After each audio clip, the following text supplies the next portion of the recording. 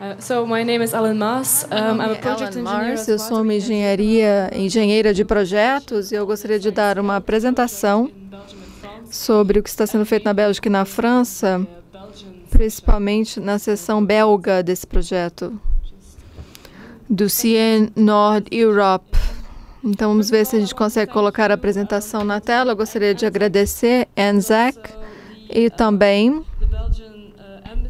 a Embaixada da Bélgica, que me deu essa oportunidade de poder dar para vocês essa apresentação sobre o projeto ScienceScale. Eu estou contente de poder estar aqui. Em primeiro lugar, eu vou falar um pouco sobre o meu empregador, Walter Wegener, Z-Canal. Depois, algumas palavras sobre ScienceScale na Europa.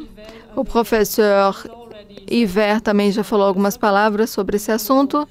E depois eu vou falar sobre o ponto principal dessa apresentação, que é o projeto em Flanders. O Wagener Z-Canal é o gestor da hidrovia em Flanders, na parte central e leste de Flanders. Então, as hidrovias que estão aqui em verde e azul. O nosso foco são três aspectos principais do rio. O transporte de bens, sem dúvida, é o primeiro ponto, mas também a gestão dos recursos hídricos e às vezes você tem, claro, vida perto das hidrovias. Então, não apenas a questão econômica, mas aspectos também de recreação e aspectos também ecológicos. E com relação à Europa, como o professor também já disse, o ScienceScale, esse projeto tem o foco de que é necessário fazer a conexão entre a bacia ali da França, Holanda e Antwerp. Então, aqui vocês podem ver a bacia Scout e aqui a bacia de Siena. A parte principal desse projeto está situada na França, como vocês podem ver aqui no mapa. A parte vermelha, entre Compiègne e Cambrai, e o novo canal, então, vai ser feito. Também é um projeto europeu, principalmente pelo fato de que segue duas diretivas. A primeira, a rede de transporte transeuropeia. É necessário completar esse link que falta na França, o novo canal, e também um projeto em Flanders, na parte norte da Bélgica, para melhorar a navegabilidade entre a fronteira entre França e Antwerp. Então, não apenas projetos em Flanders, mas na região de Volúmia. Outro colega também vai falar sobre este aqui. E além, então, do aspecto econômico, é também necessário levar em consideração o aspecto ecológico. Então, aqui, essa é a diretiva dizendo que todos os rios naturais, eles têm que maximizar o potencial ecológico no futuro. Então, os rios utilizados em Flanders para este link de navegação também precisam ser melhorados no ponto de vista ecológico. E no projeto ScienceScale, nós temos alguns parceiros. Então, França é o principal parceiro, Navigave de France. Também a região da Bélgica de Flanders, nós temos o Z-Canal. Então, como vocês podem ver ali, são agências públicas. Esses três parceiros da França, Wallonie e Flanders, fizeram um comitê e no acordo da Comissão Intergovernamental seria um esforço conjunto para criar esse Link ScienceScale. Nessa comissão intergovernamental, o grupo de interesse econômico da Europa foi estabelecido também com esses três parceiros. E nesta comissão, nós fazemos muitos estudos com relação ao financiamento, com relação à hidrovia, as condições para harmonizar as tarifas aplicáveis nas três regiões e também a gestão da hidrovia. O mesmo slide que o palestrante anterior utilizou Mas aqui é uma nova imagem. Tem 7 eclusas no novo canal e também um novo canal e uma ponte que tem que ser feita que passa por cima do rio Somme. Então, há alguns trabalhos em andamento na França com relação à infraestrutura. Bom, agora eu vou falar sobre Flanders. Aqui o link ScienceScout aparece em vermelho. Então, entra no território belga, perto da fronteira com a França, e segue o rio até aqui. E depois nós temos alguns canais em volta para fazer adaptação e, portanto, para o River Scheldt. E aqui chega até Roterdã, na Holanda. Vamos voltar a esse slide mais tarde, mas o que eu gostaria de ressaltar logo desde o começo é que no projeto de Flanders é um projeto integrado.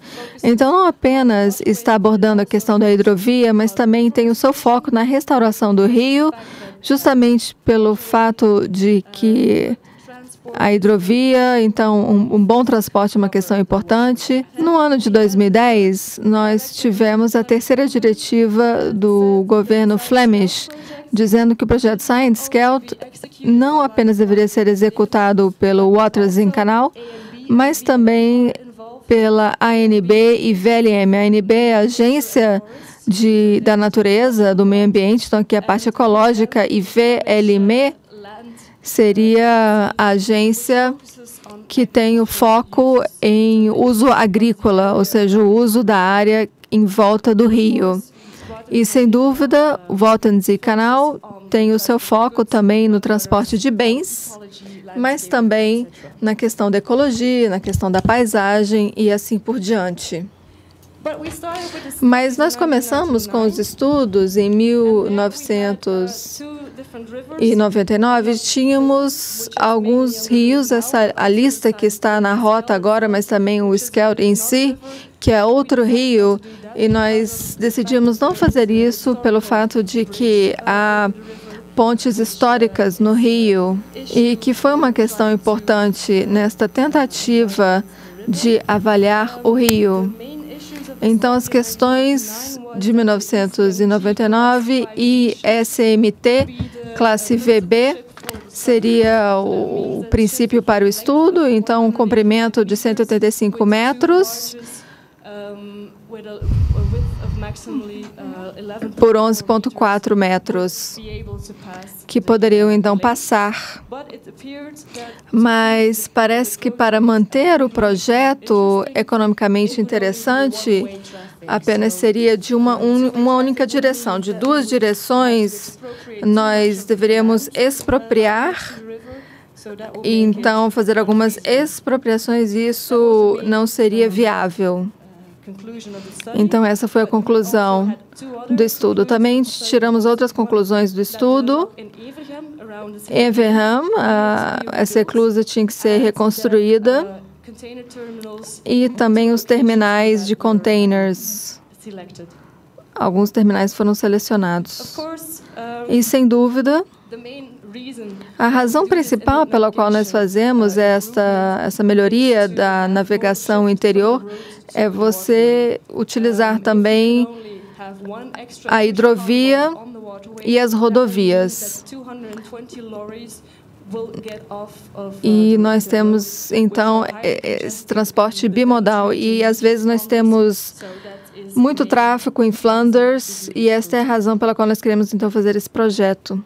Não utilizar apenas as rodovias, mas também as hidrovias. Então, essa mudança modal vai reduzir as emissões e assim por diante. Eu não preciso dizer para vocês por que nós estamos fazendo, porque eu acho que é uma coisa de sentido comum, senso comum, na verdade. Então, no ano de 2005, nós fizemos um prognóstico do trânsito, do tráfego. Como vocês podem ver, esse é o tráfego que nós medimos e fizemos uma projeção para o futuro. E, além disso, aqui colocamos também um tráfego extra que foi adicionado. Eu não vou entrar aqui nos detalhes, mas isso significa que, em vez de 7 milhões de toneladas no Rio, em 2005, nós iríamos para 15 milhões de toneladas em 2030. Então, como vocês podem ver, um grande aumento. E comparado com o que nós tínhamos recentemente como tráfego, vocês podem ver que o nosso prognóstico não estava muito diferente. Então, até mesmo com a crise econômica na Europa, nós conseguimos atingir essa cifra que tínhamos imaginado.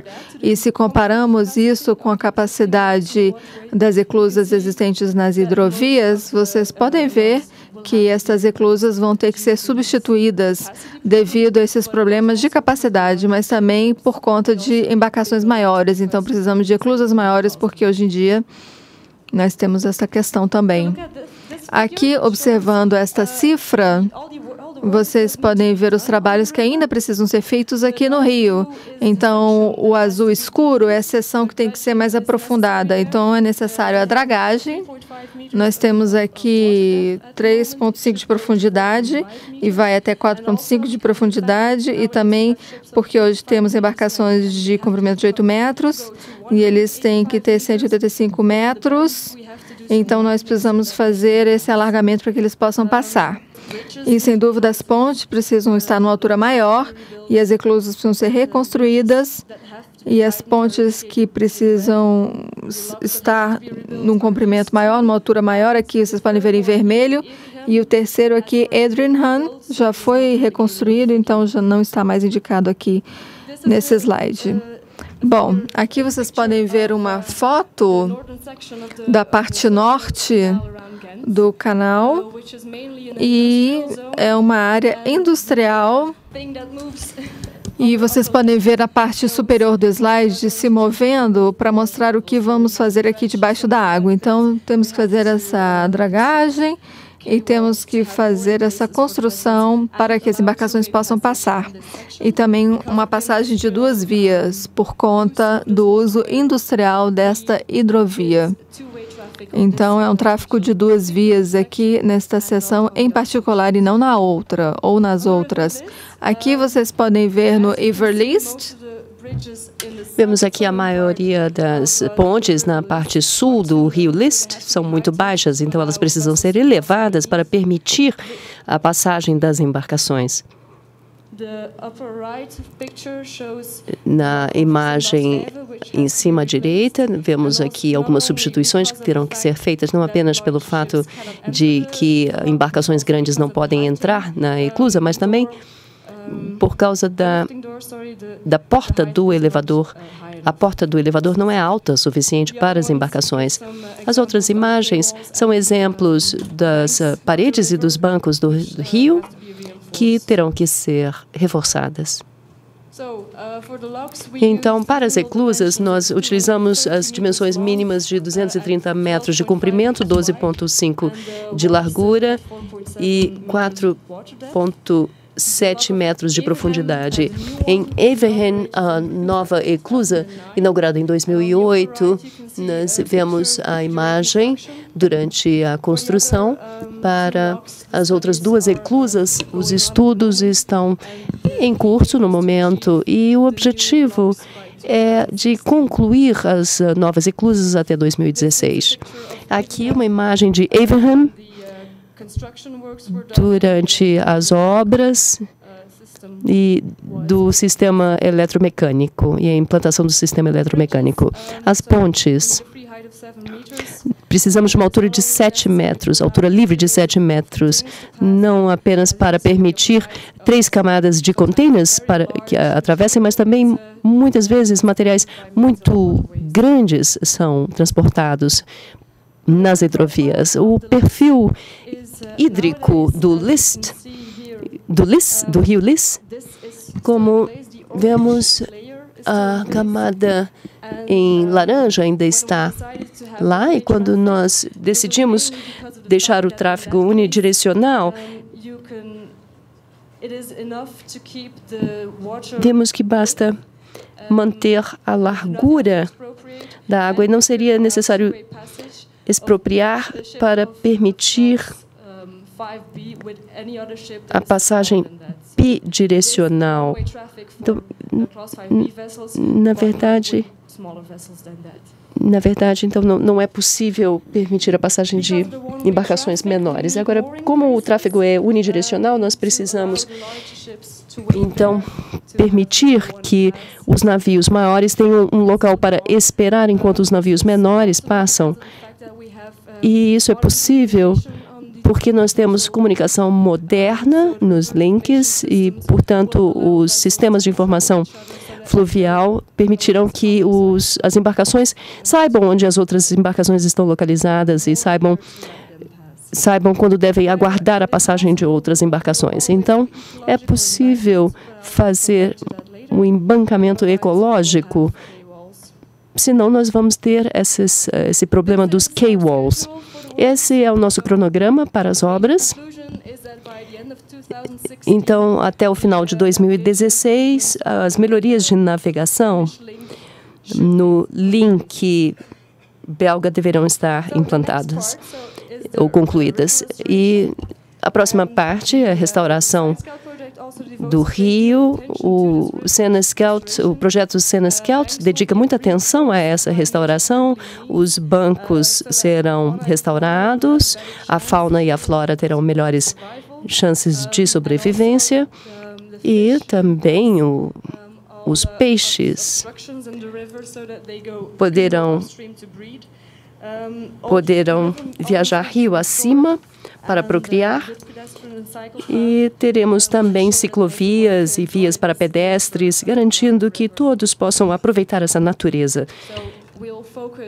nas margens dos rios. Então, um foco na ecologia, no paisagismo e na recreação. Eu já mencionei a diretiva do Marco da Água. A principal razão por termos introduzido esse projeto de restauração. E o meu colega já mencionou quais são os elementos morfológicos e de qualidade da água. Esses são os objetivos principais da restauração do rio. Quando vemos o passado, olhamos para o passado, em Flandres, nós calibrávamos os rios desde a década de 50, 60, e era um rio cheio de curvas, muito natural. E para permitir a navegação, então, nós simplesmente fizemos um canal reto por cima, cortando todos os ramos. Então, todos esses antigos ramos estão agora mortos, não há nenhum fluxo hídrico por esses ramos, então o potencial ecológico é muito baixo. E no projeto de restauração fluvial, nós vamos tentar restaurar a vida nesses ramos antigos, nesses braços antigos, o que nos leva, então, à definição da restauração fluvial, que são medidas para restaurar ou reforçar a estrutura e os processos que contribuem para o equilíbrio dinâmico no sistema fluvial. Então, temos aqui uma imagem atual e esse é o nosso objetivo futuro. Um dos aspectos envolvidos será a criação de bancos naturais, com muita natureza, com pranchas de madeira, de forma que a erosão seja estacionada. Então, em vez de ter ondas a cada passagem de embarcação, há essa proteção contra as ondas causadas pelo fluxo das embarcações. Aqui, os bancos do rio, nós temos tipos específicos de aves que reproduzem aqui, e esses animais são protegidos. Então, queremos garantir a reprodução dessas aves protegidas. Também falei das escadas de peixes. É preciso garantir a migração dos peixes através da construção dessas escadas, para que eles possam passar rio acima de forma tão natural quanto possível. Os meandros que foram cortados no passado, nós tentamos reconectá-los ao rio tanto quanto possível, mas devido à calibração e à construção, alguns tipos de construção, há uma diferença em altura e níveis de água, então nós tivemos que construir alguma infraestrutura de forma que os níveis da água possam se acomodar. Outra imagem da situação atual e uma imagem em Denzen, no final do rio Lys. Temos aqui um braço antigo do rio Lys, que não é mais usado para navegação. Esse é um meandro antigo e o canal que vai para a cidade de Gantz. Nós tentamos atrair a atenção de ciclistas e pessoas e transeuntes para o fato de que esse meandro existe. Então, do ponto de vista paisagístico, queremos mostrar que ele está lá. Com relação à ecologia, outro aspecto é que nós tivemos inundações no passado. A cada inverno, na região diretamente contígua ao rio, era inundada. Então, tínhamos uma fauna e flora específica lá e com a calibração, hoje não há mais contato entre o leito de inverno do rio e o rio, e nós queremos restaurar isso. Então, criando áreas úmidas e a intenção é permitir a reprodução de aves e peixes típicos desse tipo de paisagem. A Agência de Natureza e Florestas e a Universidade de Gantz e outros parceiros realizam o monitoramento da evolução do projeto no futuro e se os investimentos foram bem-sucedidos. Pois, se não forem bem-sucedidos, é claro, nós teremos que mudar, corrigir o curso. É claro que nós esperamos que o projeto evolua bem. E o último ponto da restauração é o aspecto de recreação, de lazer. Nós queremos que as pessoas aproveitem a ecologia e a natureza. E por isso, então, construímos caminhos, ciclovias, pontes, especificamente para pedestres e ciclistas, se possível, perto de locais interessantes ao longo do rio. Então, essa foi a minha apresentação do projeto SandScout e acredito que teremos uma sessão de perguntas e respostas depois. Muito obrigada.